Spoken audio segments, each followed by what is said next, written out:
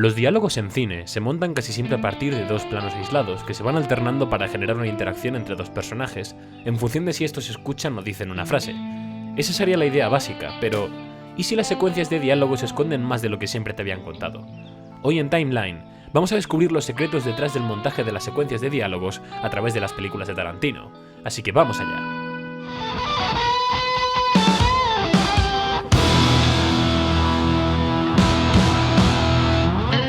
Quentin Tarantino siempre ha tenido una manera muy característica de dirigir y escribir diálogos, demostrando que el intercambio de información entre dos personajes no tiene por qué limitarse a un plano contra plano.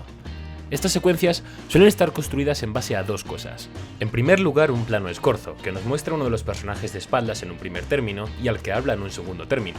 De esa manera, al cambiar a un contraplano y ver la espalda del que antes estaba hablando, somos capaces de entender la continuidad de la escena. Te quiero, Punk. Te quiero, Honeymoon. ¡Todo el mundo quieto! ¡Esto es un atraco! En segundo lugar, otro de los recursos que sirven como referencia para la construcción de estas escenas es el eje de miradas, formado por la línea imaginaria que crea la mirada de los personajes dentro del plano. Pero para entender los ejes de acción os dejo en las etiquetas el enlace a un vídeo completo sobre los ejes en el cine.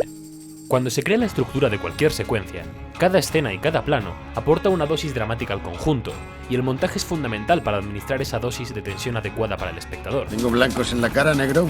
No, señor.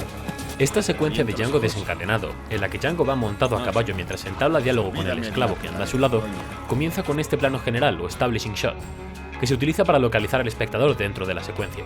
Después, se pasa directamente al plano de uno de los personajes, que en este caso es un contrapicado de Django montado a caballo, con su contraplano equivalente del esclavo que va andando.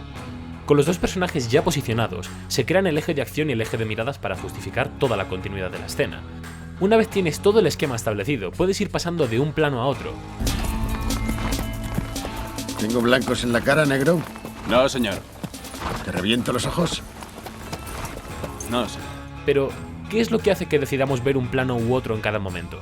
Ahí es donde está el secreto del montaje de las escenas de diálogos. Por si no nos vemos luego. Buenos días, buenas tardes y buenas noches. Editores de cine como Lee Smith, encargado del montaje del show de Truman, o Eddie Hamilton, montador de Kingsman, mencionan en entrevistas sobre montaje que la información llega al espectador en función de cómo realices ese juego entre las intervenciones y las reacciones. No te entrometas, abuelo, o te haremos daño.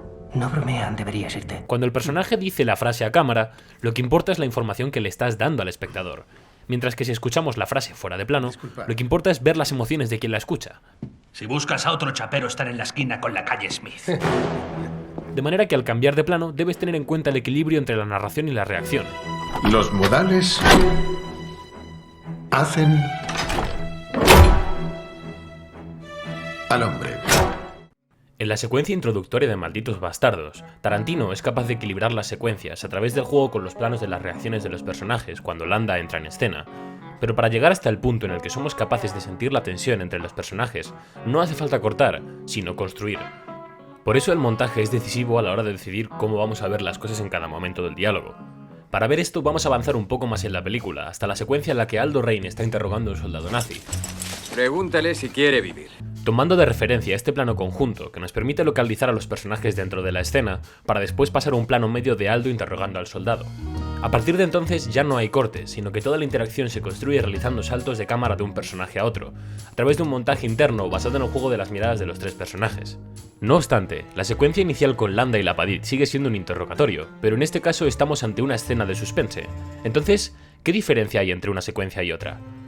Para comprender el montaje es fundamental entender que cada secuencia tiene un conjunto de escenas con un ritmo propio, de manera que a la hora de montar cualquier pieza audiovisual existe un microrritmo, compuesto a través de los planos que forman las escenas, y un macrorritmo, formado a partir de la unión de las escenas en una secuencia. Esto hace que sean importantes tanto los planos como su duración, evitando que en caso de tener una secuencia de diálogos solo pasemos de un plano a otro en función de quién habla en ese momento. Y debo añadir que cualquier información que facilite el desempeño de mi deber no será motivo de castigo. Todo lo contrario, será debidamente recompensada.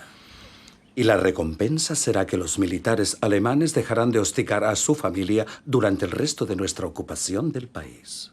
En la primera parte de la secuencia, Landa es el protagonista, ya que sus intervenciones a cámara aportan información al espectador sobre qué busca. Ni el Führer lo expresaría mejor. Pero en un momento dado tenemos un plano conjunto de los dos, con un movimiento de cámara con el que pasamos de un eje a otro, dando más espacio a las intervenciones del granjero.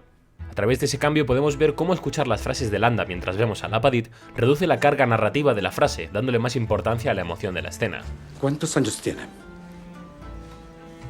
31.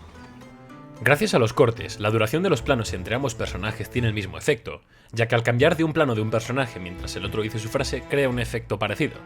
Este recurso en montaje se denomina encabalgamiento de sonido, y nos permite variar el pulso de la escena, haciendo que los planos de Lapadit no se limiten a sus respuestas, sino que también nos den espacio para ver cómo está sufriendo durante el interrogatorio.